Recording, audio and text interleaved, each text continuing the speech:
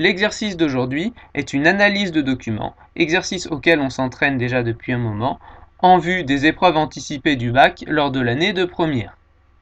Donc l'analyse de documents.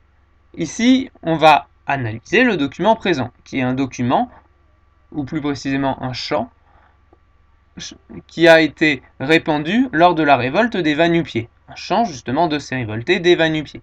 La révolte des va-nu-pieds, on l'a déjà abordé dans les exercices précédents, où on a relevé la situation des campagnes françaises au XVIIe et au XVIIIe siècle, et où ensuite on a fait un focus sur la révolte des va-nu-pieds. Et cette fois, on étudie donc un texte produit par les révoltés eux-mêmes, puisqu'il s'agit d'un chant chanté par les paysans qui étaient révoltés. Donc il va falloir analyser ce document à partir de cette question que je vous ai fournie. Comment ce document nous montre que les va-nu-pieds cherchent à présenter leur révolte comme une cause juste? C'est à cette question qu'on doit répondre à partir de ce document. Comment ce document nous montre que les va-nu-pieds cherchent à présenter leur révolte comme une cause juste? Alors vous avez ensuite le plan qui vous est fourni jusqu'à la fin de l'année de première, mais pour l'instant on ne va pas s'en servir puisqu'on va se concentrer sur la première étape de l'analyse de document, à savoir lire ce document et en relever les informations qui vont nous être utiles pour répondre à la question. Donc les informations. Tout d'abord, si on lit le document, on peut voir dans les deux premières lignes, lignes 1 à 2, que les paysans, les révoltés, les va-nu-pieds, appelez-les comme vous voulez, moi je vais les appeler les va-nu-pieds, se disent fidèles à leur pays. Donc ligne 1 à 2, ils se disent fidèles à leur pays. Ils présentent avoir une fidélité envers leur pays.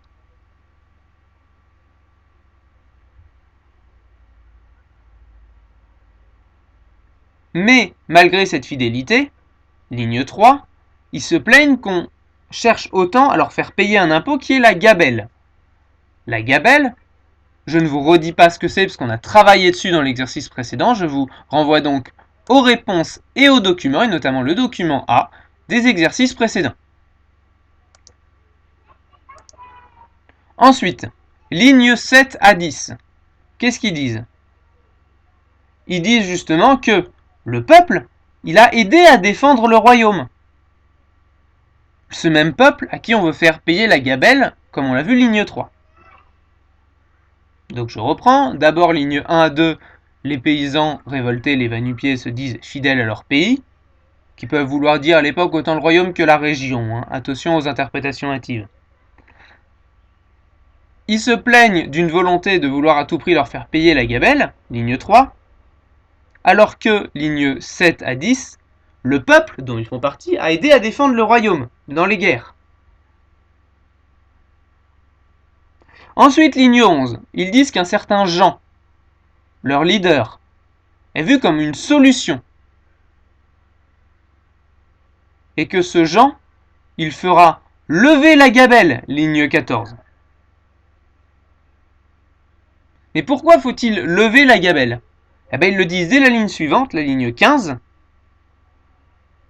car il y a des gens, d'autres gens que eux, à ne pas confondre avec le Jean, J-E-A-N, mais des gens, des personnes si vous préférez, il y a des personnes qui s'enrichissent à leurs dépens.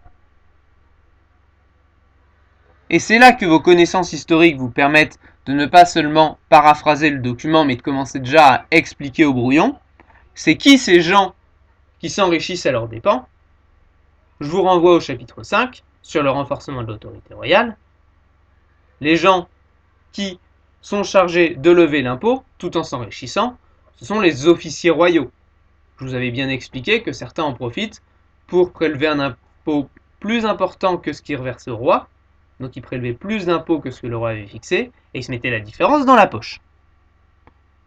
Donc il y a des personnes qui prélèvent cet impôt en plus pour s'enrichir eux-mêmes.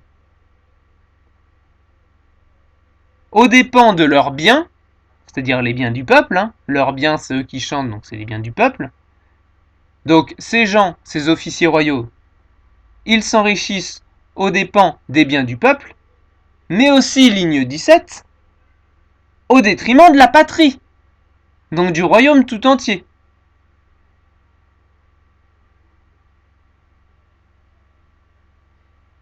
Donc ce que disent les va-nu-pieds, avec leur leader Jean Nu-Pieds. Jean, J-E-A-N, hein, à ne pas confondre avec les gens qui s'enrichissent, qui sont J-E-N-S. Que dit ce Jean va-nu-pieds et les révoltés va-nu-pieds? C'est que il y a des personnes, les officiers royaux, ça vous le savez, c'est pas dans le texte, mais vous connaissez votre cours, qui s'enrichissent en prélevant un impôt excessif, pour en garder une partie qu'ils vont mettre dans leur poche, aux dépens de leurs biens, c'est-à-dire le bien du peuple, le bien des pauvres, le bien des paysans qui deviennent les révoltés, les va-nu-pieds, mais aussi de la patrie, et qu'il faut, ligne 20, libérer la patrie de ces personnes.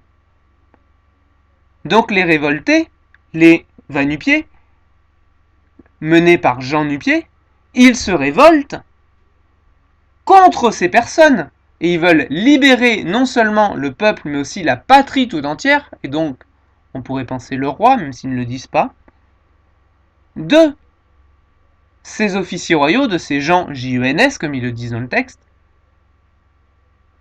qui s'enrichissent aux dépens aussi bien de la population que de la patrie, ligne 20. Donc avec tout ceci, vous avez toutes les connaissances du texte. C'est-à-dire qu'on a lu le texte en expliquant, déjà en levant tous les passages qu'il faut expliquer, puis expliquant rapidement les différents passages du texte. En rajoutant, lorsque c'était nécessaire, des connaissances issues de votre cours. Car expliquer un document, ce n'est pas que le paraphraser, c'est rajouter des connaissances, comme le fait ici que les gens sont les officiers royaux, et ce qu'est la gabelle, ce à quoi je vous renvoie aux questions que vous avez fait les jours précédents. Donc maintenant qu'on a bien tous les éléments du texte, avec à chaque fois les lignes, et c'est très important d'avoir prélevé les lignes. Donc si vous ne l'avez pas fait, vous repassez la vidéo depuis le début, et vous remettez à chaque fois chaque élément avec les lignes qui correspondent. On va cette fois organiser l'analyse du document, le brouillon en vue de la rédaction, avec nos deux parties, en appliquant la méthode AEC, c'est-à-dire que pour chaque partie, on va essayer d'identifier au moins un argument, une idée, si vous préférez, générale, qui est le thème général de cette partie, qui souvent se recoupe avec le titre, puis on va l'expliquer, et on appuie ces explications sur des citations.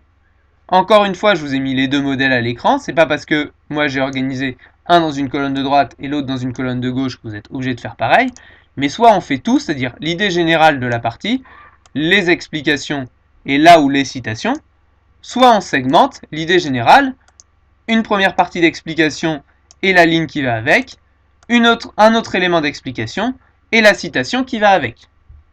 Je vous laisse préparer ça pour la prochaine fois.